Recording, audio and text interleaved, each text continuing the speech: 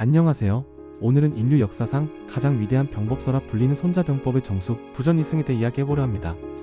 여러분은 전쟁하면 무엇이 떠오르시나요? 치열한 칼싸움, 빗발치는 총알, 그리고 수많은 희생. 보통 승리란 적을 완전히 무찌르는 것이라 생각하기 쉽습니다. 하지만 2500년 전의 전략가 손무는 전혀 다른 이야기를 합니다. 100번 싸워 100번 이기는 것은 최선 중의 최선이 아니다. 싸우지 않고 적을 굴복시키는 것이야말로 최고의 승리다. 이것이 바로 부전이승입니다. 왜 손자는 직접적인 승리보다 싸우지 않는 승리를 그토록 강조했을까요? 그 깊은 유래와 지혜를 지금 바로 파헤쳐 보겠습니다. 부전이승이라는 말은 손자병법 제3장 모공편에 등장합니다. 모공이란 벌모, 즉 지략으로 적을 공격한다는 뜻입니다. 당시 중국은 춘추전국 시대라는 끝없는 전쟁의 소용돌이에 있었습니다. 수많은 나라가 서로를 멸망시키기 위해 무력에 의존했죠. 하지만 손무는 냉정하게 계산했습니다. 전쟁을 치르면 설령 이기더라도 우리 군대의 피해도 막심하고 점령한 땅은 폐허가 되며 백성들의 원망은 하늘을 찌르게 됩니다. 즉 상처뿐인 영광이 되기 십상이라는 것이죠. 손자는 승리의 등급을 다음과 같이 나누었습니다. 가장 좋은 것은 적의 계략을 미리 읽어 꺾는 벌모입니다. 그 다음은 적의 외교 관계를 끊어 고립시키는 벌교입니다. 그 다음이 우리가 흔히 아는 직접적인 무력 충돌인 벌병이며 가장 하책은 막대한 희생이 따르는 공성전인 공성입니다. 결국 최고의 전략가는 칼을 뽑기도 전에 상황을 장악하여 상대가 스스로 포기하게 만들거나 아군으로 흡수하는 사람이라는 뜻입니다. 그렇다면 어떻게 해야 싸우지 않고 이길 수 있을까요? 손자는 이를 위해 온전할 전자를 강조합니다. 이를 전승사상이라고 합니다. 나도 온전하고 적도 온전한 상태에서 승리를 거두는 것이 국가 이익에 가장 부합한다는 논리입니다.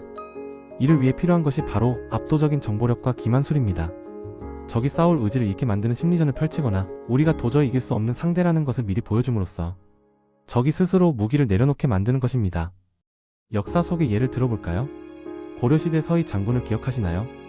8만 대군을 이끌고 침공한 거란의 소손령에게 서희는 칼을 휘두르는 대신 단판을 지으러 나갑니다. 그는 정세를 정확히 파악한 논리적인 대화만으로 피 한 방울 흘리지 않고 거란군을 물러나게 했을 뿐만 아니라 오히려 강동 6주라는 영토까지 얻어냈습니다. 이것이 바로 부전이승의 완벽한 사례입니다. 2500년 전의 전쟁 이론인 부전이승은 오늘날 우리 삶에서도 강력한 힘을 발휘합니다. 현대의 비즈니스 세계를 보십시오. 경쟁 업체를 무너뜨리기 위해 무리한 가격 전쟁을 벌이면 결국 두 기업 모두 파산에 이를 수 있습니다. 대신 독보적인 기술력을 갖추거나 브랜드 가치를 높여 경쟁 자체가 무의미하게 만드는 것, 혹은 전략적 제휴를 통해 경쟁자를 파트너로 만드는 것이 현대판 부전이승입니다. 대인관계에서도 마찬가지입니다. 누군가와 갈등이 생겼을 때 끝까지 논쟁해서 굴복시키는 것은 상대의 마음속에 앙금을 남깁니다. 겉으로는 이겼을지 몰라도 사람을 잃게 되죠. 하지만 상대의 입장을 배려하면서도 나의 원칙을 지키는 지혜로운 대화법은 싸우지 않고도 내 뜻을 관철하며 관계까지 지켜내는 최고의 승리를 가져다 줍니다. 결국 부전이승의 핵심은 힘이 없어서 피하는 것이 아닙니다. 오히려 언제든 이길 수 있는 압도적인 실력을 갖추되 그 힘을 쓰지 않고 목적을 달성하는 고도의 절제력을 의미합니다. 우리 인생도 마찬가지 아닐까요? 소모적인 싸움에 에너지를 낭비하기보다 나를 갈고 닦아 자연스럽게 승리가 따라오게 만드는 것, 그것이 바로 우리가 손자병법에서 배워야 할 진정한 인생의 전략일 것입니다. 오늘 여러분의 하루는 어떠신가요? 혹시 불필요한 싸움에 마음을 쓰고 계시지는 않나요? 잠시 멈춰 서서 손자의 지혜를 떠올려 보십시오.